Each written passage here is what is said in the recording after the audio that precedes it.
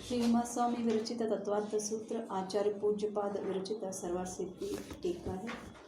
इसमें से हमारा पीठिका चल रहा था और मंगलाचरण का अर्थ और उसके बाद मोक्ष क्या होता है और मोक्ष का उपाय। कल हमने मोक्ष क्या है इसके बारे में जान लिया है। तो जैन मत के अनुसार जो मोक्ष क्या है, मतलब निरवशेष रूप से कर्म, द्रव्य और भाव कर्म और नो कर्म मल से रहित और ज्ञानादि गुणों से सहित और अव्याबाद सुख के सहित अनंत काल तक जो जीव रहता है उस अवस्था को हमने मोक्ष कहा था। तो ऐसे ही आचार्य ने कल कहा कि मोक्ष जो है वो अत्यंत परोक्ष है। इसके कारण जो खुद को तीर्थंकर मानने वाले ऐसे जो अल्पज्ञानी प्रवादी लोगों को मोक्ष का स्वरूप बताते हैं, जो मोक्ष का स्वरूप का स्पर्श तक नहीं किए हैं, ऐसे जो सांख्य मत वाले और फिर वैशेषिक मत वाले और जो बौद्ध मत वाले मोक्ष का स्वरूप कैसे बताते हैं इसके बारे में भी हमने चर्चा किया है। तो पहला सांख्य वाले क्या बताते हैं? सांख्य वाले बताते हैं पुरुष चैतन्य स्वरूप वाला है लेकिन ज्ञेय के ज्ञान से रहितता है, इतना उन्होंने बताया। मतलब जीव में ज्ञान नहीं है, ज्ञान का हाँ प्रकृति में। हाँ, तो जो ज्ञेय उनके सन्निकर्ष अथवा सन्निपात होते हैं उसके कारण उसको क्या होता है, जीव को ज्ञान होता है। तो इसी के कारण उनमें मोक्ष का स्वरूप ही नहीं है क्योंकि ज्ञान ही नहीं है, जीव ही नहीं है। चैतन्य स्वरूप तो है लेकिन ज्ञान नहीं है। तो ऐसे इनका निरूपण हुआ। तो आचार्य बोलते हैं कि जो चित स्वरूप तो है, चिद्रूप तो है, ये तो सत्स्वरूप है, लेकिन जो ज्ञान न होने के कारण स्व को जानना, पर का जानना, ये जो व्यवसायात्मक जो ज्ञान है उस लक्षण का ना होने के कारण इसमें जो स्वरूप का ही प्राप्ति नहीं होता है। तो अब स्वरूप का ही प्राप्ति नहीं है तो मोक्ष क्या करना है? तो ऐसे जो सांख्य मत का मतावलंबन के हिसाब से बताया। फिर वैशेषिक में क्या कहा, याद रखना, ये 3 ही शब्द है। भैया जी होते तो याद रखते थे, आंटी जी आपको याद रखो। दूसरा क्या बताए थे वैशेषिक वालों का? जो जीव में बुद्धि ज्ञान आदि सब है, लेकिन जो बुद्धि के कारण ही जीव को संसार में दुख हो रहा है। तो इसीलिए बहुत नहीं, वैशेषिक जो बुद्धि का नाश होना, जीव का गुणों का नाश होना ही क्या बताया? बुद्धि का नाश होना ही मोक्ष। हाँ, उन्होंने दूसरे वालों ने क्या कहा? बुद्धि का नाश होना ही। बुद्धि में ज्ञान में अंतर? हाँ, दोनों एक ही है। एक ही नहीं, अंतर है बुद्धि और ज्ञान में। जैसे अंतर करते हुए, लेकिन यहाँ पे ज्ञान ही समझना, क्योंकि बड़ा तत्व बता रहे हैं ना, एक ही तत्व मोक्ष बता रहे हैं, भिन्न भिन्न नहीं कर रहे हैं हम। 5-6 ऐसे ज्ञान और बुद्धि सब कुल। बुद्धि मतलब मति ज्ञान होता है। पहला और दूसरा तो एक ही हो गया, ये वाला वैशेषिक और सांख्य वाला।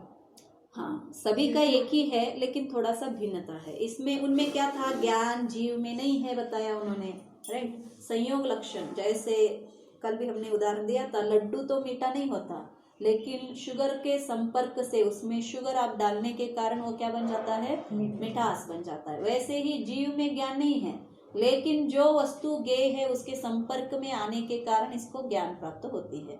ये पहले वालों का अभिप्राय है। दूसरे वाले का क्या है, वैशेषिक का, ज्ञान तो जीव का ही गुण है, लेकिन मोक्ष में क्या होता है, ये जो ज्ञानादि गुण है इनका नष्ट होना, आत्यंतिक नष्ट होना, इसको ही क्या कहा उन्होंने, मोक्ष कहा। तो आचार्य क्या कहते हैं, जो विशेष गुण जीव का जो विशेष लक्षण है वही ज्ञान है, तो उसका ही नाश हो गया तो जीव का नाश हो जाएगा। तो इसीलिए ये वस्तु का नाश बता रहे हैं लेकिन मोक्ष नहीं है। मोक्ष मतलब क्या, मुंचति मतलब क्या, उसको छोड़ना है। किसको, दुखों से मुझे निवृत्ति होना है। मोक्ष किससे होना है, दुख से निवृत्ति को ही मोक्ष मैं बहुत दुखित हूँ, मैं संसार में भटक रहा हूँ, संसार के कारण मैं दुखी हूँ। तो दुख को नाश करना है, बिना वस्तु को नाश नहीं करना है। मालूम हो गया? मैं रोगी हो गया हूँ तो रोग का नाश करना है, मेरे शरीर का ही नाश करना है। हाँ, शरीर जब तक है तब तक रोग है, ये तो बिल्कुल सही है। तो इसीलिए शरीर का ही नाश करना है। क्या डॉक्टर के पास जाओगे तो रोग को निकालना हाँ, है। तो पाँव में दर्द हो रहा है तो पाँव काटोगे या पाँव से दर्द निकालोगे? दर्द निकालेंगे। पाँव काटेंगे तो जाएंगे क्या आप? नहीं जाएंगे। तो वैसे ही यहाँ पे जो आंसर दिया गया है कि जो जीव में बुद्धि के कारण दुख होता है, इसीलिए दुखी का नाश होना, दुख का नाश होने के लिए उस गुण का ही नाश करना बताया। तो इसीलिए आचार्य इसका भी मान्यता नहीं बताते हैं। ये सारे काल्पनिक है। इसीलिए पहले मैं कहा ना, जो छद्मस्त अल्पज्ञानी है, जिसने मोक्ष का स्पर्श तक नहीं किया है, ऐसा जो कल्पनात्मक अन्य लोगों को मोक्ष का द्वार बता रहा है, मार्ग बता रहा है, तो उसके मार्गों के बारे में हम यहाँ पे चर्चा कर रहे हैं। और बौद्ध धर्म में क्या माना जाता है? बौद्ध धर्म में मतलब ज्ञान शून्य हो जाएगा, मतलब वो ज्ञान ही नहीं हाँ, रहेगा। लेकिन उदाहरण क्या बताया था उन्होंने? उदाहरण में दीपक का उदाहरण हाँ, बताया। क्या बताया था? जैसे दीपक जल रहा है हाँ, तो मतलब ज्ञान होता है, लेकिन जब दीपक नहीं रहे, प्रकाश ही नहीं रहेगा तो आपको उस पता ही नहीं चलेगा, तो ज्ञान नहीं। तो मोक्ष उन्होंने किसको माना?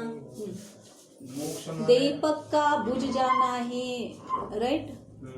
कैसे? संतान से, सभी संतानों से विच्छेद होकर दीपक का बुझ जाना ही उन्होंने क्या कहा?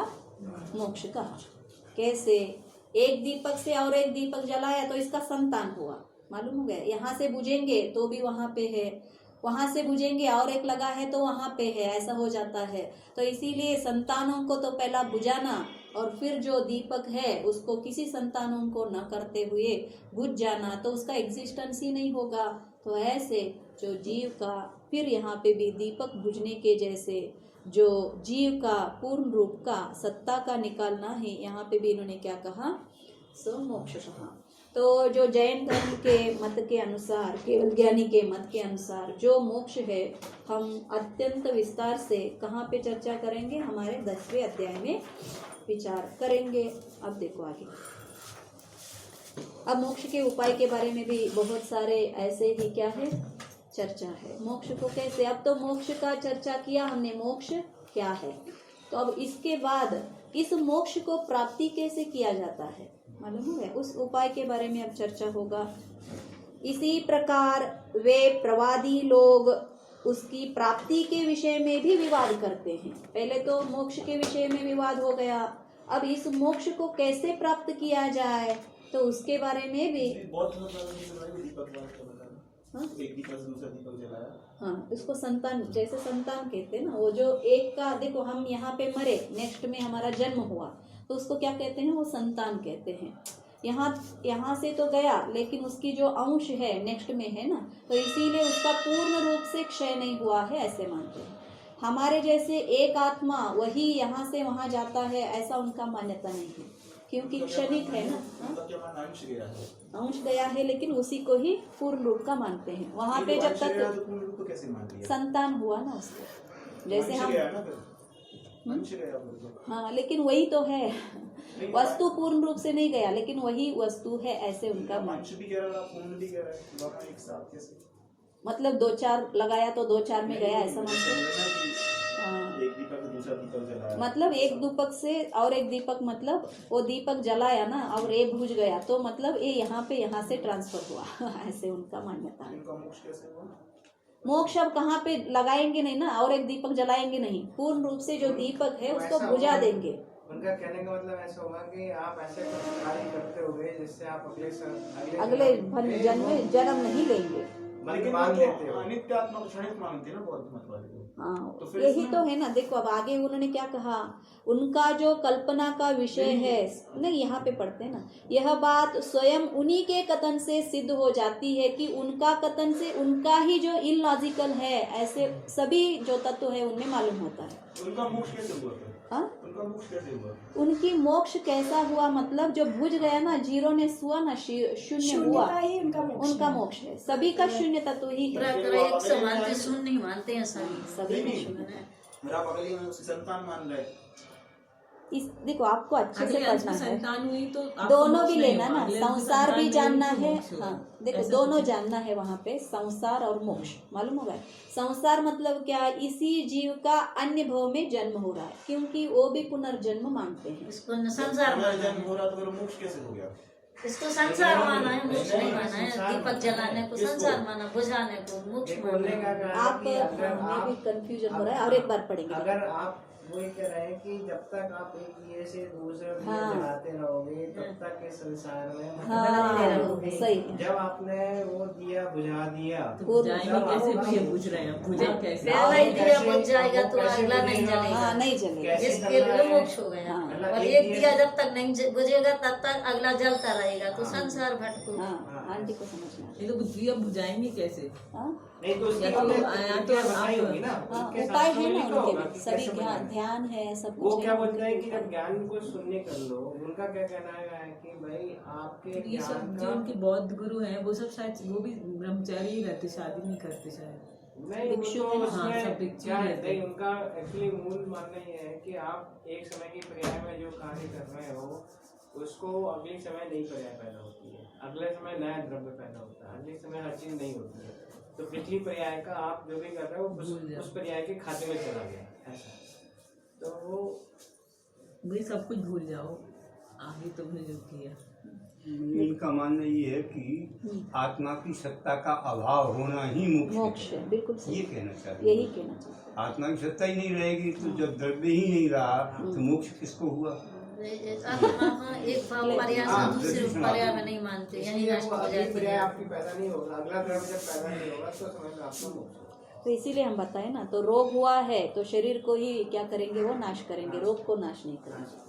जो प्रॉब्लम है उसका सोल्यूशन इनके पास नहीं है। तो सभी को मालूम है बौद्ध धर्म में बहुत सारे अच्छे क्या है विषय है, लेकिन मोक्ष का स्वरूप बुद्ध देव ने डिफाइन ही नहीं किया है। मोक्ष में क्या होता है, क्योंकि उनको वो सर्वज्ञता नहीं थी ना, इस कारण से वो डिपेंड नहीं कर पाए। हमारे सही हिसाब से है, सर्वज्ञता नहीं है, लेकिन उनके हिसाब से नहीं तो उनने एक्चुअली उनके जो प्रश्न आते थे सारे उनने ज्ञान शून्यता उनको बोला है। उनके हाँ। ऊपर जब भी मोक्ष के ऊपर प्रश्न करते रहते थे तो वो मौन हो जाते थे कि मतलब मोक्ष का स्वरूप क्या है। तो नहीं उसका बताया मतलब उन्होंने, शांत मोक्ष हो का जाते स्वरूप थे। नहीं बताया किसी भी बताया ग्रंथ था में नहीं। कि हाँ? एक पागल की तरह क्या? कभी सही कह देते हैं हाँ। कभी गलत कह देते हैं। हाँ। ये हाँ। उनका तो इसीलिए ऐसा स्टार्टिंग निर्णय नहीं है कि वस्तु स्वरूप ऐसा ही है, ऐसा ही है, ऐसा ही निश्चयात्मक नहीं। इसीलिए स्टार्टिंग में कहा ना, जो छदमस्त है, छदमस्त है जो उसको पूर्णता का स्वरूप कभी भी नहीं प्राप्त होता। इसीलिए छदमस्त से जो स्थापन हुआ जाता है धर्मों का, स्वीकार किया नहीं जाता। वो जो छदमस्त के साथ ही बंद हो जाते हैं, मालूम हो गया। तो इसीलिए जो इवन हमारे जो कोई ग्रंथ है उसमें इवन कुंद कुंदाचार्य भी एक मैं कहूँगा ऐसे कहाँ पे भी नहीं कहते। सभी जगह में क्या होगा, शुद्ध केवली कहे हैं अथवा केवली भगवान कहे हैं ऐसे कहेंगे, क्योंकि सर्वज्ञ की बात है, ये मेरा बात नहीं है। तो हम यहाँ पे सर्वज्ञ की बात सुनने के लिए बैठे हैं। अब देखो इसके आगे, तो इसी प्रकार सेकंड का पैराग्राफ, इसी प्रकार वे प्रवादी लोग उसकी प्राप्ति के विषय में भी विवाद करते हैं। ये तो मोक्ष का स्वरूप के विषय में ही इतना विवाद हो गया, तो उसके प्राप्ति का मतलब मोक्ष का मार्ग का, मोक्ष का उपाय में भी उनके यहाँ बहुत सारे विवाद है। कोई मानते हैं कि चारित्र निरपेक्ष ज्ञान से ही मोक्ष की प्राप्ति होती है। जैसे कुंद कुंदाचार्य के जो समय सार आदि पढ़ते हैं, हमारे में भी बोलते हैं ना, सिर्फ ज्ञान से मोक्ष होता है, चारित्र कुछ करने की आवश्यकता नहीं है। ऐसे मान्यता अन्य मतों में भी है। तो वो जो मानते हैं चारित्र प्यारित्र कुछ नहीं होता है, चारित्र निरपेक्ष जो ज्ञान है, ज्ञान से ही जीव को क्या होता है, मोक्ष होता है। ये एक वाद है। दूसरे मानते हैं कि केवल श्रद्धान से मोक्ष की प्राप्ति होती है।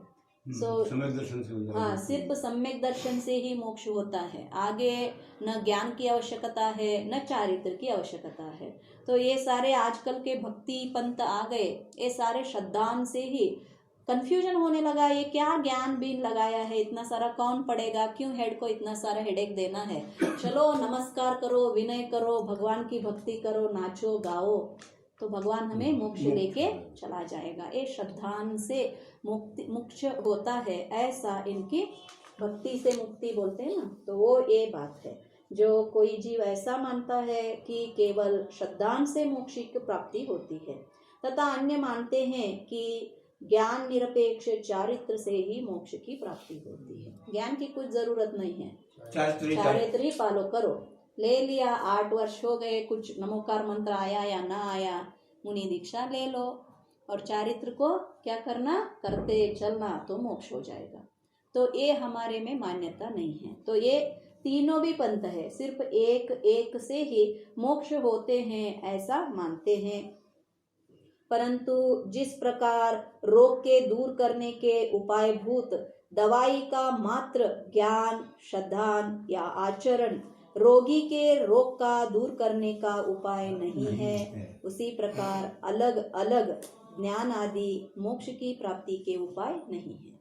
सिर्फ देखो, हमें रोग हो गया है, तो रोग हो गया है इसके बारे में जाना, तो उसके औषधि क्या है इसके बारे में भी जान लिया, तो रोग चला जाएगा क्या? नहीं जाएगा। जानने से चला जाएगा क्या? नहीं। और फिर जान भी लिया और दवाई भी खाया, फिर भी नहीं जाएगा। क्यों? श्रद्धा नहीं है। मालूम हो गया आपको? वैद्य के ऊपर अथवा दवाई के ऊपर श्रद्धा नहीं है तो कितना भी अच्छा उसका ही बिल्कुल इलाज है, जो रोग हुआ है उसका ही दवाई बिल्कुल है, फिर भी आपका रोग नहीं चला जा सकता।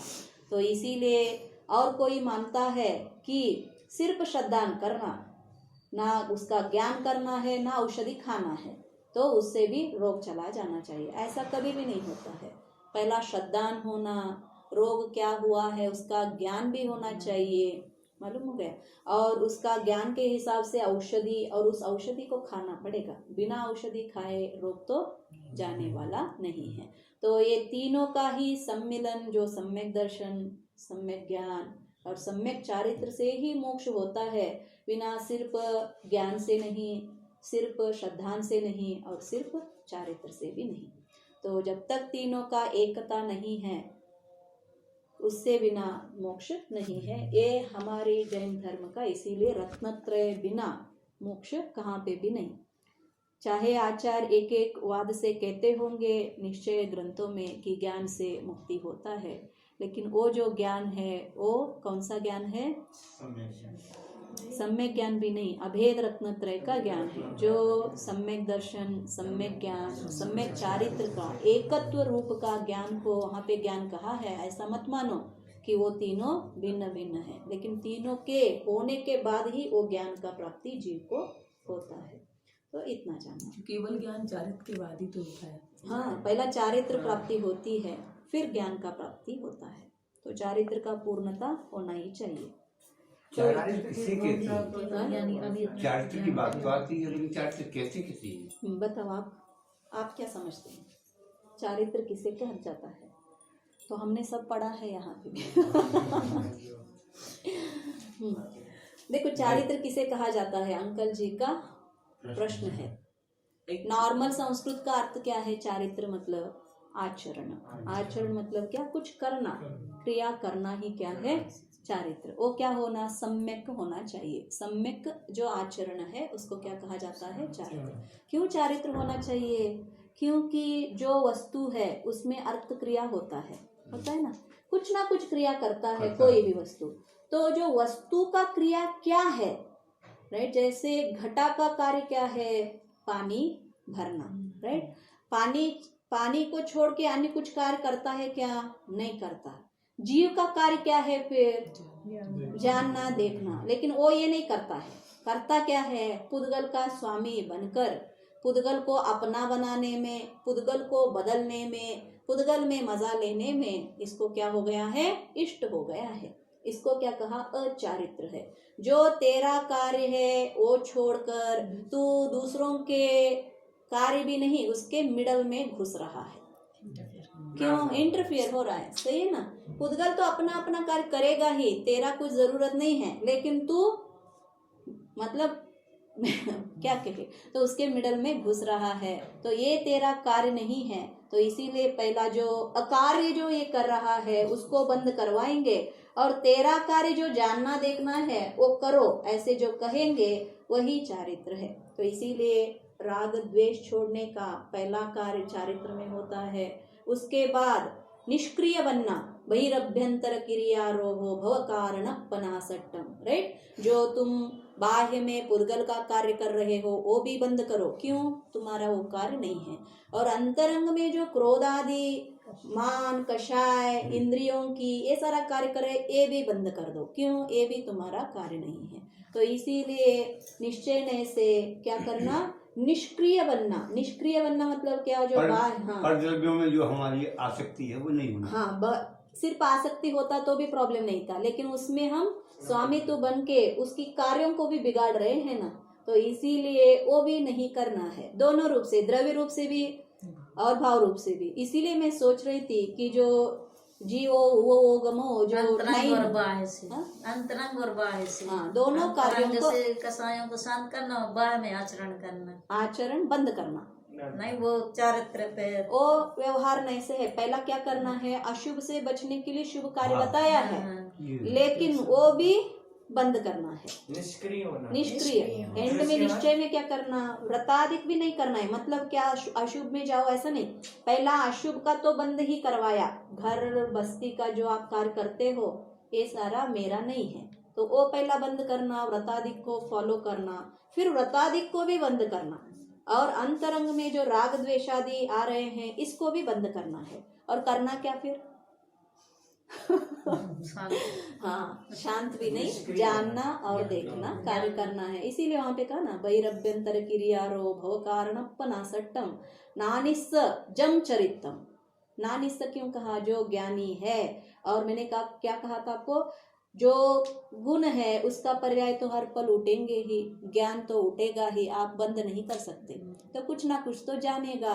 तो आपका बाह्य का वस्तु जब नहीं दे रहे हो तो वो क्या जानेगा, अपने को ही जानेगा, मालूम हो गया।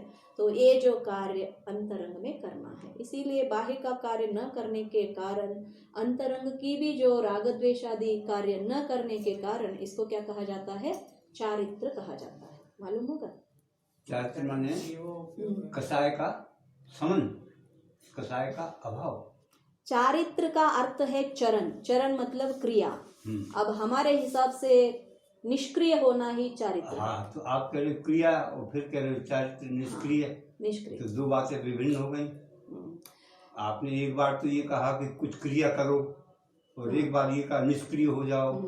तो क्यों ऐसा हुआ, कंफ्यूजन हो रहा है ना। तो ये जो मनुष्य है अनादिकाल से करते ही आया है, इसका जो प्रैक्टिस है करना करना करना ही है, राइट। इसको बैठना नहीं होता है, तो एकदम से करने से बैठना कर नहीं सकते ना। जैसे आप कार को ब्रेक लगाओगे, कुछ भी करोगे, ब्रेक लगा तो एक क्षण में वो स्टॉप हो जाता है क्या, नहीं, पहला कम करेगा, उसका जो वेग था उस वेग को कम करके फिर जीरो में आ जाएगा। हमारी भी ऐसा ही है, जो अत्यंत विरुद्ध रूप का बाह्य का क्रिया कर रहा है उसको पहला स्टॉप करने के लिए जो पाप रूपी क्रिया से पुण्य रूपी में लगाएंगे, फिर पुण्य रूपी क्रिया को ही बंद करवा के अपने में शांत करवाएंगे। ये तीन कार्य यहाँ पे क्रम है। हाँ, बिल्कुल क्रम है, बिना क्रम से नहीं होगा। जो ये चारित्र आदि जो बाह्य की क्रिया होते हैं वो क्रम होते हैं, व्यवस्थित बोला जाता है ना, उसका क्रम है लेकिन व्यवस्थित है, पर्याय है लेकिन व्यवस्थित है। इस पर्याय के बाद यही पर्याय आएगा, बिल्कुल इसमें बदलाव नहीं। जब छोटे बच्चे रहेगा तो क्या रहेगा, छोटा रहेगा, उसके बाद बूढ़ा नहीं होगा, यंग होगा, यंग होने के बाद ही बुढ़ापा आ जाएगा। ऐसा बिल्कुल उल्टा सुल्टा कोई पर्याय नहीं चलेंगे। पर्याय है लेकिन वो भी कैसा है, क्रमवर्ती है, उसमें भी व्यवस्था है, व्यवस्थित ही होगे। जैसे दूध के बाद दही होगा, दही के बाद ही आपका क्या होगा, मक्खन आएगा, मक्खन के बाद घी बनेगा। उल्टा प्रोसेस होगा क्या, घी से दूध बनेगा क्या, नहीं बनेगा। तो ये सारे पर्याय हमारे भी कैसा है, एक भाव के बाद दूसरा भाव क्या होगा वो भी निश्चित है, निश्चित अपने परिणामों में है, अपने परिणामों के हिसाब से क्या होता है। जब पर्याय निश्चित हैं हाँ, तो फिर आप उपदेश देते हो कि जब अपने परिणामों को संभालो, परिणाम तो आपके लिए क्रमबद्ध हैं हाँ, तो और होंगे भी, फिर हम क्या सवाल देते। देखो जो क्रमबद्ध है, ऐसा जो आप सोच रहे हैं ना, आप सुनने का भी आपका क्रमबद्ध में है, इसीलिए आप सुन रहे हो। और हमारी भी क्रमबद्ध ये क्या बन गई है, सुनाना है तो इसीलिए सुन रहे हैं, बस माने इसमें भी कुछ झगड़ा करने की परिणाम क्रमबद्ध है, ये सही है और मैं कुछ करूं, हम्म, ये गड़बड़ है। फिर आप उपदेश देते हो प्रणाम संभालो, अब हम क्या संभालें, जबकि उनको होना ही है हम्म। और उसी क्रम में होना है, तो अब हम क्या करें उसमें? देखो एकांतवाद से नहीं जाना है। हैं? अच्छा, एकांत बात है। देखो क्या हो जाता है, उनका प्रश्न बिल्कुल सही है, लेकिन मैंने कल भी कहा था कर्म कितना भी स्ट्रांग होते हुए भी जीव में भी इतना शक्ति है। हाँ। उस कर्म का जो पर्याय है उसको हम तोड़ सकते हैं। उसकी जो एक लाइन बनी है, ऐसे के बाद ऐसे, ऐसे के बाद ऐसे ही बनाना है, तो उसको हम तोड़ सकते हैं। मालूम हो गया कैसे? तो जो कर्म की उदय आ रहा है उस संधि को जो छेद करना है उसको ही क्या कहा जाता है? भेद विज्ञान कहा जाता है। कर्म की उदय की संधि को हम क्या करते हैं? भेद छेद करते हैं, और जो परिणाम जीव का कर्म के उदय के ओर जा रहा था उसको बंद करवा के अपने ओर, अपने स्वतंत्र के क्या करेंगे? परिणामों को करेंगे। इसीलिए संभालो संभालो संभालो कहा जाता है। तो पुद्गल की पर्याय भी तो क्रमवृत्ति ही होती होंगी ना, जैसे काजमान रगड़ा, इसके बाद इसको आना, इसके बाद इसको आना, इसके बाद ऐसा नहीं है। देखो आप ऐसा मत समझो क्रमवर्ती है मतलब सभी का डेफिनेशन लगा के रखा है, ऐसा नहीं। क्रमवर्ती मतलब ये हमने आपको उदाहरण में दिया, दूध के बाद ये सारा, लेकिन जो क्रम है मतलब एट ए टाइम सब नहीं आते। जो ऐसा कर्म बन गया तो नेक्स्ट में ऐसा ही बनेगा, ऐसा भी नहीं है। बहुत सारे उनसे एक ही टाइप का क्रम होता है कि आप दूध से, आप देखो आप घी नहीं बनाना चाहते, दूध का अन्य पर्याय रूप में भी आप बदला सकते हो, लेकिन वो उसमें भी क्या होती है, अन्य में बदलाने के, जैसे आप कुछ दूध की कुछ आइटम बना लिया, समझो पेड़ा बना लिया, तो उसमें क्या घी आती है क्या? नहीं। नया उसमें क्या आपका दही बनती है क्या? नहीं बनता है। तो एक वस्तु के पर्याय बहुत है और लिमिटेड भी है, उनमें अन्य द्रव्यों का पर्याय भी नहीं आएंगे, लेकिन उनमें जो कुछ क्रिया होते हैं उनके क्या होती है? क्रम होता है। इसको ऐसे बताया। अभी हम वो कह रहे थे नौवे गाथा का आप कुछ कहने वाले थे। हाँ, जीवो वो गुण, जो 9 क्या बताया है वहां पे? गुण बताया है जीव के, जिसको एक एक गुणों को ले लो और उसके बारे में कोई बोलना चाहता है, सिर्फ ग्रंथ हमारी जो हमने किया है उसके हिसाब से ही बात कर सकते हैं। मतलब जीव, मैं सिर्फ जीवत्व के बारे में जो समझा हूँ और जो ग्रंथ का अभ्यास करूँगा उसके बारे में पूर्ण रूप की एनालिसिस करना है, और उसके बारे में 5 मिनट तक आपको बोलना है। लिमिटेड मतलब कितना लोग बोलना चाहते हैं, उसमें 9 ही सब्जेक्ट है, किसको कौन सा चाहिए वो सब्जेक्ट ले सकते हैं। जीवत्व ले लो, उपयोग ले लो, कर्तृत्व ले लो, भोक्तृत्व ले लो, अमूर्तिक ले लो। और देखो जो बोलेगा उसके लिए जो अन्य है उसके विषय में क्वेश्चन लेके आएंगे। मालूम होगा, रेडी होना चाहिए। कैसे भी आप हमें क्वेश्चन पूछते हैं, मैं नहीं पूछूंगी, आपको ही पूछूंगा। मालूम होगा, तो जो क्वेश्चन के लिए भी रेडी होना, आंसर बताने के लिए 5 मिनट तक जो आपने समझा उसका वस्तु का क्या करना, मतलब प्रतिपादन करना है। ये ऐसा है, जीव मतलब क्या, ओके। उसमें से आपकी एंड होने के बाद मिडल में कोई नहीं पूछेगा क्योंकि आपकी कंटिन्यूटी चले जाएगा, लेकिन अन्य थोड़ा क्वेश्चंस लाएंगे और आपको क्वेश्चन भी पूछेगा और आप भी रेडी हो क्या ना क्वेश्चन क्या आ सकते हैं। तो ले लो सब्जेक्ट कोई भी, 9 तो है आप और थोड़ा थोड़ा सा ग्रंथ के हिसाब से ही पढ़ो। हम कुछ नहीं बोलेंगे आपको, अन्य ग्रंथों का रेफर करो और पढ़ के आओ। जो कोई हमारा टीका है द्रव्य संग्रह का, हमने जो अभ्यास किया है उसी के बल से आप उसका एक एक वस्तु का एक एक गुण का ले लेना। 5 मिनट बस है, देखो करो। कब 1 मंथ भी ले सकते हैं टाइम। महीने का टाइम बोली एक महीने का टाइम लेते हैं, फिर उसकी तैयारी करते हैं। आपसे नहीं करना, बोली हाँ। 1 महीने की तैयारी का टाइम लेते हैं। हाँ, और सब्जेक्ट भी ले लेना। हाँ, तो कौन से कौन कौन लेने वाले हैं। हाँ, एक का एक हो गया तो अच्छा है, 2 एक ही मत अभी करना। ले लेते हैं कौन से सब। हाँ, तो दीदी के बाद मतलब भाभी के पास दे देना नाम। हाँ, अभी ले लेते हैं, एक करके बोलते जाओ, जो किसको क्या लेना है वो भी बोल दो। जीवो उपयोग द्रव्यो। आप जी मत लेना। किसको कौन सा चाहिए इष्ट है वो ले लेना। हाँ, जीवत्व है, द्रव्य कौन सा है, फिर उपयोग है, हाँ? जीव और उपयोग मत देना, आप दूसरे से रहना। 9 है सब्जेक्ट, उसमें 9 गुण है। 9 लोग अंकल जी भी ले सकते हैं। तो आपका आप- जी आपने तो आप कल जाने वाले नहीं करते। हाँ, तो इनका पहला कर देंगे एक दिन। पहले करता है अभी अंकल ही बोल अभी जनवरी में हम नहीं जब भी जनवरी को ये हो चारित्र आपका 26 को हो हम गया। नहीं आएंगे एक्चुअली। चारित्र माने हम्म, कुछ करना। हाँ, अच्छा भी अंकल करना। चरण मतलब उसको अगर समझना तो आपने कहा आज चरण का मतलब चारित्र है। हाँ, तो चारित्र। पालना भी चरण पड़ेगा मतलब उसको। उसमें एक्चुअली सारे इसमें मान- ऐसा बोलते हैं, लीन होना भी बोल देते हैं। कोई सोचेगा इसलिए नहीं कहा है। ऐसे नहीं, बैठे ये हैं तो और हम सम्यक चारित्र में आ आचरण। जाते तो आ नहीं सकते। पहले तो सम्यक आचरण, उसके बाद निष्क्रिय बताया। पहले सम्यक आचरण जो कराया, फिर निष्क्रिय बताया। उसमें चरण शुरू से ही आत्मा में में चलायमान चरण चारित्र जो चरण है, ये सारा जब होता है, जब बोलेगी तो शायद आपका क्या क्या है अभाव सब हो लिख के जाता आना, हाँ? तो थोड़ा आपको भी सोचने का मिलता है, आपकी जो व्यू पॉइंट्स है you can just सब। निष्क्रिय हो गए, ये आत्मा में लीन था, हो गए। जैसे चारित्र यथाख्यात चारित्र होता है। हाँ, हाँ, यथाख्यात चारित्र स्वरूप आचरण चारित्र वही है। तो वो जब होता है कषाय के अभाव में, हाँ, तो जब खाली इसीलिए कषाय का अभाव हो जाए तो स्वरूप आचरण चारित्र होगा। हाँ, तो हम कषाय के अभाव को चारित्र कहें तो क्या बुराई है? हाँ। देखो यथाख्यात का अर्थ क्या है, हमने इसका अर्थ भी देखा। हाँ, देखो यथा मतलब कैसा, जैसा मैं हूँ। हाँ, जैसा जीव का स्वरूप है वैसा ही आचरण करने को यथाख्यात चारित्र। कहते हैं। पहले में क्या हुआ था, पहले में जो किया था सकल संयम, हाँ। उसके पहला जो आधा संयम था, फिर सकल हुआ, फिर क्या हुआ परिहार विशुद्धि में आया, फिर उसके बाद सूक्ष्म संप्राय में आया। तो सिर्फ ये जो आचरण थे सिर्फ पूर्ण रूप से अभी अपने यथाख्यात की चारित्र नहीं है, अभी भिन्न भिन्न थोड़ा चल रहा है। मतलब पर वस्तु के हिसाब से जो चारित्र था वो चल रहा था। तो अंत में यथाख्यात में आएगा 12वें गुणस्थान में, राइट? तो तब उसका यथाख्यात मतलब जैसा जानना देखना ही इसका चारित्र है, वही क्रिया वो कर रहा है। ये प्रारंभ तो चौथे गुण स्थान में कर देता है। नहीं, वहाँ पे तो चारित्र ही है नहीं, हैं? वहाँ पे चारित्र मानते नहीं है हम। मानते तो नहीं है आप, क्या अपन को उस पर विचार तो करना है कि सबसे बड़ा पाप है मिथ्या। मिथ्या तो सबसे बड़ा पाप है, और अनंतानुबंधी के साथ में मिथ्यात्व रहता है। अच्छा, चौथे गुण स्थान व्यक्ति जीव ने मिथ्यात्व का अभाव किया, उसका मिथ्यात्व का भी अभाव किया और अनंतानुबंधी का भी अभाव किया। तो क्या उसके चारित्र हुआ कि नहीं हुआ। फिर उसके चारित्र गुणों का क्या हुआ?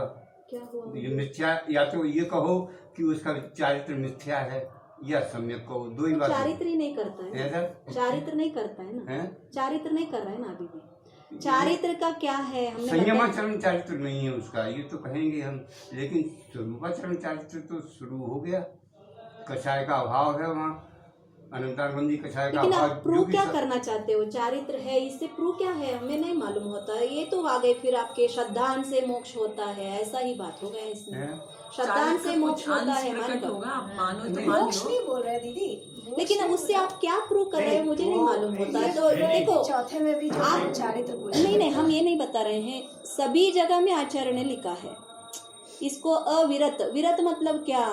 आज तक जो विरति होना था, विरत मतलब क्या? छोड़ना। ये आज तक कुछ नहीं छोड़ रहा है, इसीलिए इसको क्या कहा? अविरत है। श्रद्धान तो है लेकिन कुछ नहीं करता उसके हिसाब से, मतलब पंचेंद्रियों का भोगों को नहीं भोगना है, ये मालूम है। श्रद्धान करता है लेकिन भोगना छोड़ता नहीं है। गुणस्थान में भी लगाने विचारे। हाँ, तो वैसे मानते नहीं है हमारे आचार्य, अभी आगे भी आ जाएगा, इनका भी है। तो चारित्र आचार्यों ने चतुर्थ गुणस्थान में बिल्कुल नहीं माना है। और मैंने कहा चारित्र होने के लिए पाप प्रवृत्ति छोड़ना और पुण्य प्रवृत्तियों को तो करना चाहिए। और ये ना पाप छोड़ता है, पंचेंद्रियों को भी मारता है। मालूम हो गया? मालूम है पंचेंद्रियों के हिंसा नहीं करना है, लेकिन पंचेंद्रियों का भी हिंसा करता है। क्यों? वो अत्यंत असमर्थ है। मालूम हो गया? क्यों? उसमें सामर्थ्य नहीं है कि पंचेंद्रियों को बिना मारे रह सके। तो इसमें इसलिए कई बार ये उदाहरण देते हैं कि वो कर्म की उसके वशीभूत होके कर रहा है, कर्म पे डाल देता है, सारे कार्य करते हुए अपनी क्रिया को कर्म की क्रिया करके करता रहता है, और बोलता है कि मेरा इस कर्म के उदय में कोई वो नहीं है, ये जो हो रहा है कर्म करा रहा है मेरे को, तो मैं कर रहा हूँ उस चीज को। ये इसका चतुर्गुण स्थान वाला। चतुर्गुण स्थान वर्ती के लिए ऐसा बोलते हैं। नहीं उसका है, कैसे- वो प्रत्याख्यान नहीं करता, प्रतिक्रमण भी नहीं करता। प्रतिक्रमण, प्रत्याख्यान आदि सारे पंचम गुण स्थान से स्टार्ट होते हैं। वो ना जो किया है उस दोष के लिए अपने दोषी भी नहीं मानता है, प्रतिक्रमण नहीं करता है चतुर्थ गुण स्थान वाला। प्रतिक्रमण मतलब जो दोष किया रहते हैं ना उसका याद करना और उसके बारे में प्रायश्चित लेना, तो पश्चाताप करना, ये मैंने जो किया ये गलत है, मैं ऐसा नहीं करना चाहिए था और आगे नहीं करूँगा कहे तो वो प्रत्याख्यान है। अब आगे नहीं करूँगा ऐसा उन्होंने क्या करेगा, नेम लेगा। लेकिन ये ना प्रतिक्रमण करता है ना प्रत्याख्यान भी करता है। ये प्रतिक्रमण, प्रत्याख्यान आदि फिर चारित्र के ही अंग है, वही जीव करेगा। ना सामायिक करता है चतुर्थ गुण स्थान वाली वर्ते, उसको सामायिक भी नहीं, सामायिक से केवल नहीं करते। सामायिक का मतलब साम भाव रखना होता है, वो सामायिक नहीं तो होता है। आखिर तक करना चाहिए लोगों को, सिद्धों को भी सामायिक करना चाहिए। तो फिर ध्यान भी सिद्धों को भी करना चाहिए, ध्यान सिद्धों को भी करना चाहिए। ज्ञायक तो रहती ही ध्यान ध्यान ध्यान है, ध्यान ध्यान मेडिटेशन, ध्यान। हाँ, वहाँ ध्यान का तो नहीं, और फिर ध्यान वो भी करना चाहिए। हाँ। देखो, कारण के समय में वस्तु का स्वरूप भिन्न रहता है, अच्छा, हाँ। कार्य होने के बाद वस्तु का स्वरूप भिन्न रहता है। दोनों डिक्टो रहे तो कार्य क्या हुआ, कारण का पूर्ण रूप से अभाव होकर ही तो कार्य प्राप्त होती है। तो दोनों अवस्था में एक ही मिले तो ऐसा कैसा मिल सकता है। तो आप कार्य क्या किया, दूध पूर्ण रूप से दही बनता है अथवा दही में भी दूध मिलती है, पूर्ण रूप से बदलती है ना। तो पूर्ण रूप से तो हमें बदलना है। इवन सिद्धावस्था में भी ध्यान करना है तो कौन सिद्ध बनने का चाहता है, कष्ट आके लेना। वही मार के बाद हाँ, तो डिफरेंट समझना है। इसीलिए तो हमने बताया पुण्य को करने से मतलब पाप को बंद करने के लिए पुण्य का प्रवृत्ति करना है, पुण्य का प्रवृत्ति को भी बंद करने के लिए शुद्धोपयोग का अवलंबन लेना है। एक क्रम है। हाँ, मालूम हो गया। क्योंकि पाप की प्रवृत्ति में शुद्धोपयोग नहीं होता है, मैंने पहले भी बताया है। कषाय में जो रंजित हो रहा है उस जीव का, देखो जो क्रोधी रहता है उसका ज्ञान भी नहीं चलता है, वो सही गलत नहीं समझ सकता है। उस अवस्था में खुद की ही वस्तुओं को मारेगा, टूटेगा, वो खुद का ही है, पैसा दे के लाए हैं, ये भी ज्ञान उसको नहीं रहता है। तो ज्ञान शून्य है। तो इसीलिए आचार्य बोलते हैं जो कषाय में रंजित हो रहा है उसका उपयोग शून्य है। और जब उपयोग ही शून्य है उस अवस्था में शुद्धोपयोग कहो, उसके जाके एक तत्व बोल के आ जाना। बहुत क्रोधी है और उसके सामने जाना और ये सारा करना रॉन्ग है, क्रोध करने से नरक जाओगे, तो दो आपको मार के भेजेगा वो। उस अवस्था में आचार्य ने कहा है जो कषाय में अत्यंत तीव्र परिणामी रहता है उसको बोध भी नहीं देना है, क्योंकि वो उल्टा सुल्टा भी बोल सकता है आपके तत्व के बारे में। ये कौन है, कुन कहाँ से आए हो, कुछ भी गाली भी दे सकता है और हमारे परिणाम भी बिगड़ सकते हैं। तो इसीलिए पात्रता बहुत मुख्य है। बोलते हैं ना, पात्रता, जो आपकी पात्रा कैसा है वैसे वस्तु में ही अगर दूध डालोगे तो दूध क्या सकती है, टिक सकती है। तो इसीलिए आवश्यकता हमारे लिए है मार्धव, क्षमा भाव, आर्जव भाव और जो संतोष संतृप्ति का परिणाम शौच भाव है, ऐसा जीव ही धर्म का ग्रहण कर सकता है। और ये जीव का जो परिणाम कहाँ पे होते हैं मालूम है आपको, जब संज्वलन कषाय का उदय है, मतलब प्रत्याख्यान वर्ण कषाय वाले को भी ये परिणाम नहीं होते हैं। ये तो मुनि के, इसीलिए दशधर्म मुनियों के है, श्रावकों के नहीं है। तो ये चार गुणों का आलंबन बहुत आवश्यकता आचार्यों ने बताया है। बाहर की परिणामों की भी आवश्यकता है, जो चाहे वो सारा धर्म करेगा ऐसा नहीं, बदलेगा फिर करेगा ऐसा नहीं। हम बता रहे हैं वो करेगा ही नहीं, बदलेगा इस रूप से फिर करेगा। विशेषार्थ, अब तक जो कुछ बतलाया है यह तत्वार्थ सूत्र और उसके प्रथम सूत्र की उत्थानिका है। अभी प्रथम सूत्र जो सम्यक दर्शन ज्ञान चारित्राणि मोक्ष मार्गः, ये जो सूत्र है उसकी उत्थानिका, अभी उसका आरंभ नहीं, लेकिन उसके जो पीठिका पहले ही हमें डाल के दे रहे हैं। क्या है मोक्ष, क्या है, हमें भी इंटरेस्ट आना चाहिए ना, मोक्ष क्या है, मैं भी मोक्ष में चला जाऊं, मोक्ष का सुख का अनुभव मैं भी करूं। जब तक इच्छा नहीं उठती तब तक भी कार्यगत जीव नहीं होता है। बिना इच्छा से कोई कर नहीं सकता ना कुछ भी काम। तो इसीलिए इसमें सर्वप्रथम जिस भव्य के निमित्त से इसकी रचना हुई उसका निर्देश किया है। मतलब जो भव्य जीव आकर इनसे प्रश्न पूछता है कि जीव का कल्याण किस में है अथवा आत्मा का हित क्या है, तो आचार्य बताते हैं मोक्ष ही इसका हित है। लेकिन ऐसा भी नहीं बताया चक्रवर्ती बनने में हित है, इंद्र बनने में हित है, ये सारा बताया कि आचार्य ने नहीं। बड़ा बड़ा पदवी होते हुए भी, बाह्य में अत्यंत भोगों की वहाँ पे उपस्थिति होते हुए भी आचार्य ने उन सारे स्वरूपों को क्या नहीं कहा, इसमें तुम्हारा हित हो जाएगा, नहीं कहा ना। तो मोक्ष को ही हित कहा। तो फिर ये पूछता है फिर मोक्ष क्या है मालूम है?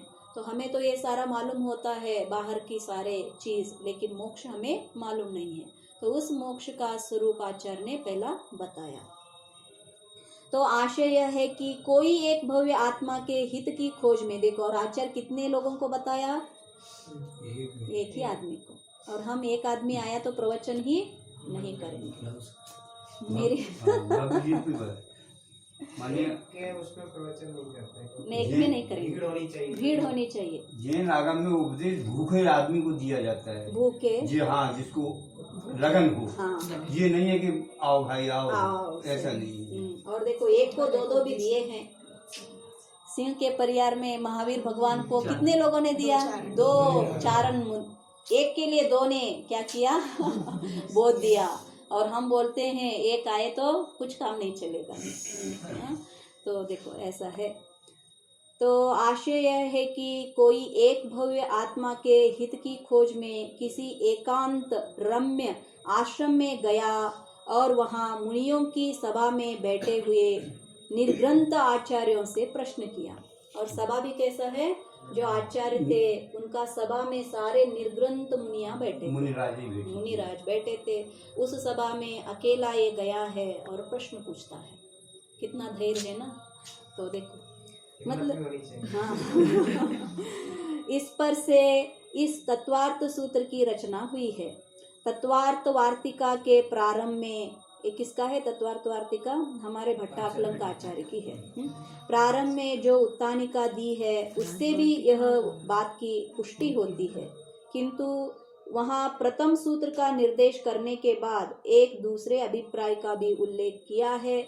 वहाँ बतलाया है कि तत्वार्थ सूत्र की रचना के संबंध में अन्य लोग इस प्रकार से व्याख्यान करते हैं कि इधर पुरुषों की शक्ति उत्तरोत्तर क्षीण होती जा रही है, अतः सिद्धांत की प्रक्रिया को प्रकट करने के लिए मोक्ष मार्ग के निर्देश के संबंध से आनुपूर्वी क्रम से शास्त्र की रचना का प्रारंभ करते हुए, मतलब जो पुरुष की शक्ति उत्तरोत्तर मतलब कम से कम क्या होने लगी है, जब काल बीतती जा रही है तो कम होती जा रही है। लेकिन हमें तो ऐसा नहीं लगता। कैसा लगता है, हमारे बच्चे हमारे से भी इंटेलिजेंट होते जा रहे हैं। सही है या गलत है? दूसरे डायरेक्शन में इंटेलिजेंट होते जा रहे हैं। नहीं, अभी सर्किल है ना, अपन वापस उसी तरफ बढ़ रहे हैं जैसे पहले के लोग। भोगों की दशा में वेस्टर्न कल्चर जो है वो भोग की लालसी ज्यादा है ना, तो भोग की प्रवृत्ति ज्यादा आ रही है हमारे में। और तो इसीलिए आचार्यों ने क्या समझा कि जो सिद्धांत की प्रक्रिया है उस मोक्ष मार्ग के निर्देश के संबंध से जो हमारी आनुपूर्वी क्रम है, पहला का क्रम है, उस शास्त्रों की रचना करना प्रारंभ करना है।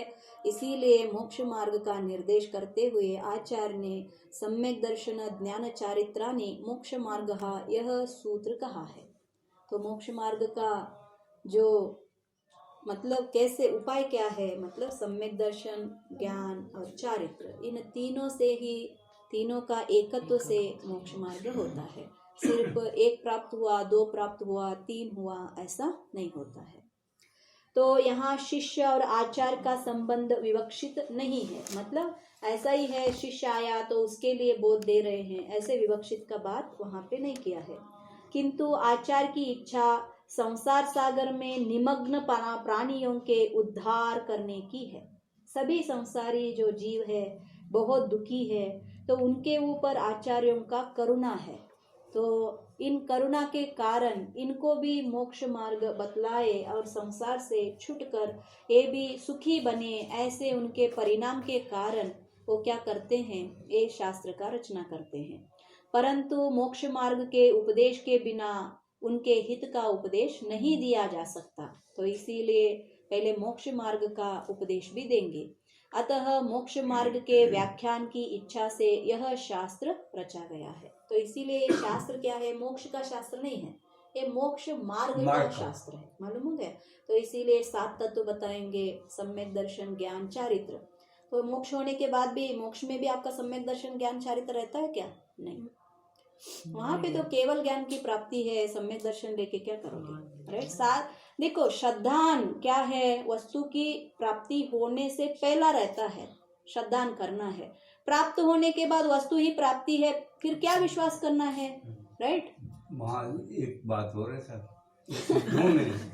सिद्धों में छायक चारित्र और छायक दर्शन कहा है। तो माने ये है कि ये बात तो सिद्ध हो रही है कि वहाँ भी छायक दर्शन, श्रद्धा है और चारित्र दोनों हैं वहाँ पे। क्या करेंगे दर्शन चारित्र को लेकर, करेंगे क्या? करें कुछ नहीं, लेकिन गुण तो है, गुण एक भी समाप्त होता नहीं जीव का। जितने भी अनंत गुण हैं उसमें कभी भी, जैसे श्रद्धा गुण हमारा है, तो नहीं, आपका बिल्कुल हम सही। जब तक जीव रहेगा तब तक श्रद्धा गुण रहेगा उसमें। वो तो मेरे ख्याल से उपचार से वहाँ बताया गया है और पर्याय की अपेक्षा बोला, क्योंकि सिद्ध भी पर्याय है ना जीव की, उपचार से की अपेक्षा उसको वर्णन किया है और उपचार से बोला कि शायिक दर्शन है या नहीं है बोला है आपने, अच्छे से पढ़ा है क्या?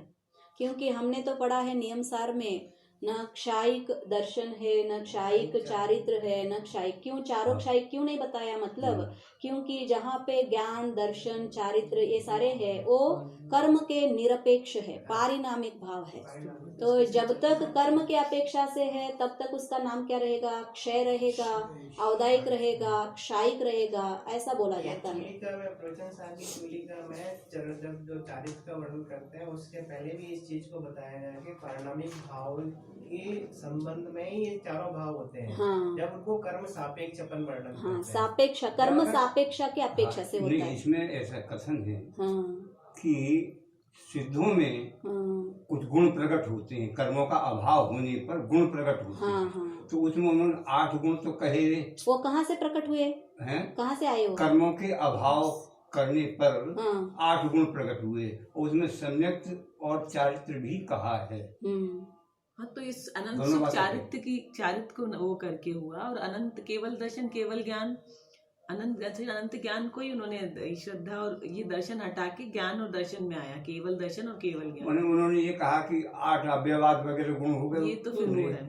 उसके बाद उन्होंने कहा छायक चारित्र और छायक संयुक्त, ये भी प्रकट हुए। ये कहते हैं ये अलग से नहीं है, छायक चारित्र, छायक संयुक्त अलग से नहीं है, 8 गुणों में ही समाहित है, केवल दर्शन, केवल ज्ञान। देखो आप क्या है, अगर वैसे कहें तो अखंड द्रव्य है, ये तो अखंड है, और चारित्र वगैरह अलग से तो कोई रखी नहीं है। आपको जो अनंत सुख प्राप्त हुआ वो चारित्र में ही आ जाएगा है। अनंत सुख की जो बात करते हैं ना, तो वो चारित्र गुण में ही, जो आप कह रहे हो ना कि चारित्र कहाँ गया गुण का, तो अनंत सुख के अंदर ही वो है वो चारित्र गुण। जो 8 गुण हुए उसके अंतर्गत गर्भित है। आप जो छायिक दर्शन और छायिक ज्ञान बोला, तो केवल दर्शन और केवल ज्ञान में ही आएगा वो। चलो, तो परंतु मोक्ष मार्ग के उपदेश के बिना उनके हित का उपदेश नहीं दिया जा सकता, अतः मोक्ष मार्ग के व्याख्यान की इच्छा से यह शास्त्र रचा गया है। मालूम होता है कि इस उल्लेख द्वारा तत्वार्थ वार्तिकाकार ने तत्वार्थ अधिगम भाष्य की उत्तानिका का निर्देश किया है। तत्वार्थ अधिगम भाष्य में इसी आशय की उत्तानिका पाई जाती है।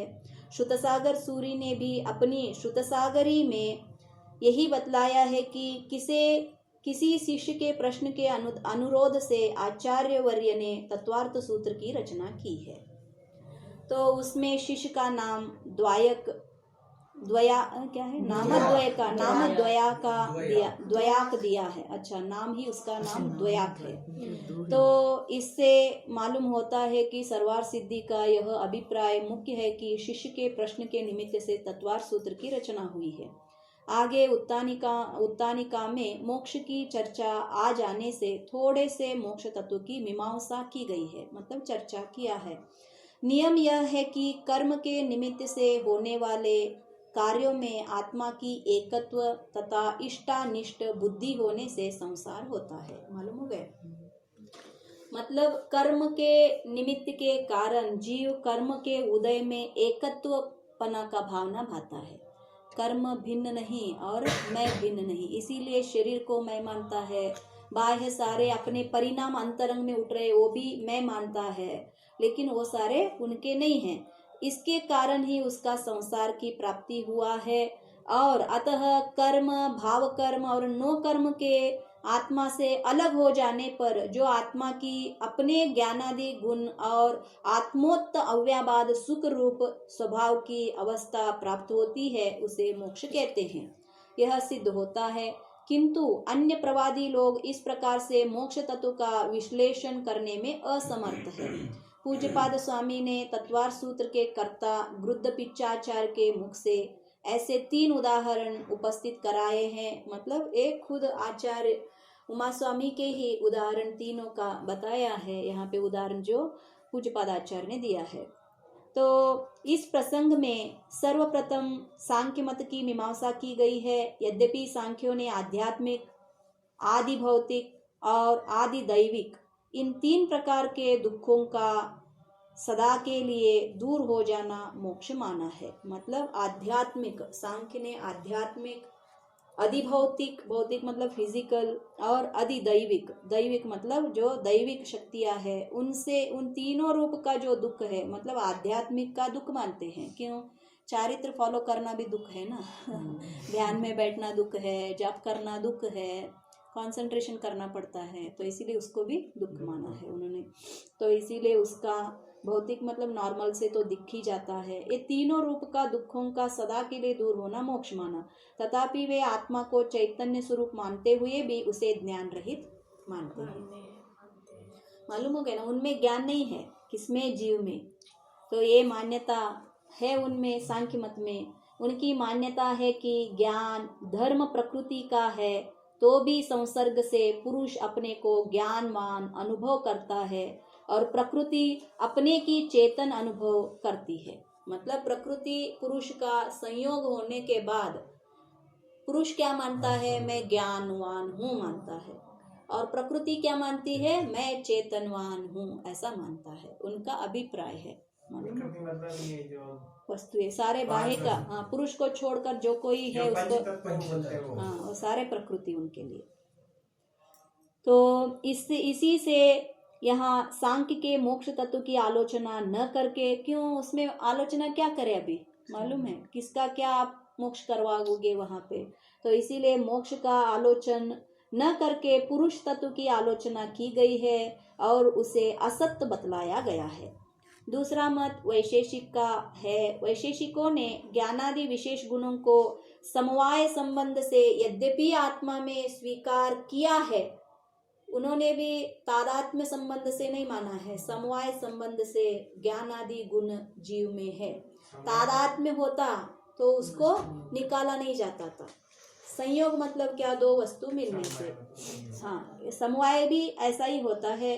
जैसे लोक में जो 6 पदार्थ है, इसको क्या माना जाता है? समवाय संबंध माना जाता है। एक में प्रदेशात्मक, प्रदेश से भी एक में हुए हैं, तो ऐसे को समवाय संबंध मानते हैं। और तादात्म्य संबंध न मानने के कारण जीव से बुद्धि अलग कर सकते हैं। तो इनके अभिप्राय के कारण मोक्ष जीव का मतलब ज्ञान से भिन्न होना ही मोक्ष कहा जाता है। तथापि वे आत्मा में अनेक उच्छेद हो जाने को उनके उच्छेद मतलब ज्ञान आदि गुणों का छेद हो जाने को ही मुक्ति मानते हैं। उनके यहाँ बतलाया है कि बुद्धि आदि विशेष गुणों की उत्पत्ति आत्मा और मन के संयोग रूप असमवायी कारणों से होता है। जो बुद्धि की उत्पत्ति किस कारण से होता है? मन और जीव के जो ज्ञान गुण है, इन दोनों का समवाय मतलब संयोग होने से बुद्धि का अथवा उत्पत्ति होता है, ऐसे मानते हैं। इसीलिए संयोग रूपी है। मोक्ष अवस्था में चूंकि आत्मा और मन का संयोग नहीं रहता, मतलब मन छूट जाता है ना, तो इसीलिए वहां पे वो क्या मानते हैं? बुद्धि नहीं है, मतलब मन को ही ज्ञान माना है उन्होंने। अवस्था में इनके यहाँ असहनी पंचेंद्रिय 1 से 4 इंद्रिय के जो मन नहीं रहते, उन जीवों को उनका क्या करते होंगे? उनमें इतना भेद हमारे जैसे नहीं किया है ना। जीवों का भिन्नता, एकेंद्रिय, द्विइंद्रिय, त्रिइंद्रिय, चतुरिंद्रिय, ऐसा सारा नहीं मानते। पेड़ों को जीव नहीं मानते हैं, तो इसीलिए अन्य जीवों को खाते हैं ना। वो सिर्फ पुरुष मतलब मनुष्य जीव को ही वो जीव मानते हैं। फोकस करता है मानवता पे। हाँ, मानवता पे ज्यादा फोकस। अन्य जीवों में उनको दया कम है, मालूम हो गया। तो सारे धर्म ज्ञान पे के ही पीछे है। हाँ, ये पहले के सारे ज्ञान के एक पीछे। ज्ञान को शून्य करो, एक प्रकृति से ज्ञान में चला गया, एक ज्ञान शून्य हो गया तो मोक्ष हो गया। नहीं, पहले के मतलब ये जो सांख्य मत है, मीमांसा मतलब कौन से वैशेषिक है, बुद्ध है, ये सारे ज्ञान प्रधान थे पहले के धर्म। इसीलिए लोग सारे हट कर क्या ज्ञान बोलते हैं, इसको हटाकर भक्ति भक्ति हाँ भक्ति चारित्र भी नहीं, सिर्फ भक्ति करना, नाचना गाना उसको हाँ, उनका स्तुति करना, वो जैसे बोलते हैं वैसे करना, उनको प्रसाद चढ़ाना, उनमें दान लगाना। तो इनसे क्या हो जाता है? लेकिन अपन एकांत से नहीं करते। अपन वही करोड़ों की दान डालते हैं ना, क्यों डालते हैं? पाप करो, उसमें से आधा दान भगवान को दे दो, हो गया, मोक्ष लेके चला जाएगा। खरीद रहे हैं भगवानों को, तो ऐसा हो जाता है। तो ऐसा ही यहाँ पे ये आजकल के चलने लगे भक्ति। और आजकल तो कुछ है, क्या है आजकल? तो ना इनका भी गए ना सारे। आजकल तो ये सेल्फ डिफाइंड आ गए सारे, योगादि इन्हीं में चल रहे हैं ना लोगों की। आज तो ज्यादा भोग प्रिय बन गए पहले से भी, भोगों के पीछे बहुत चलने लगा।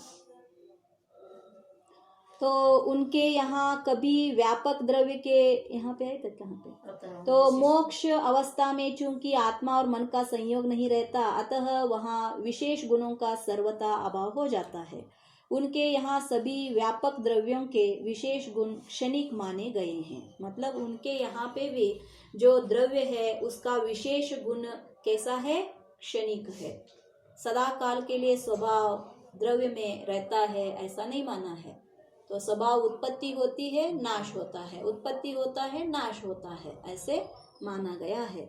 तो इसीलिए वे मोक्ष में ज्ञानादि विशेष गुणों का अभाव होने में आपत्ति नहीं समझते हैं। लेकिन हमारे में वस्तु का ही नाश होने के कारण हमारे तत्व के हिसाब से हम ये नहीं मान सकते हैं। अब यदि राग द्वेष आदि की तरह मुक्ति अवस्था में आत्मा को ज्ञानादि गुणों से भी रहित मान लिया जाए तो आत्मा स्वतंत्र पदार्थ नहीं ठहरता है। मालूम हो गया? क्योंकि जिसका किसी भी प्रकार का विशेष लक्षण नहीं पाया जाता वह वस्तु ही नहीं हो सकती है।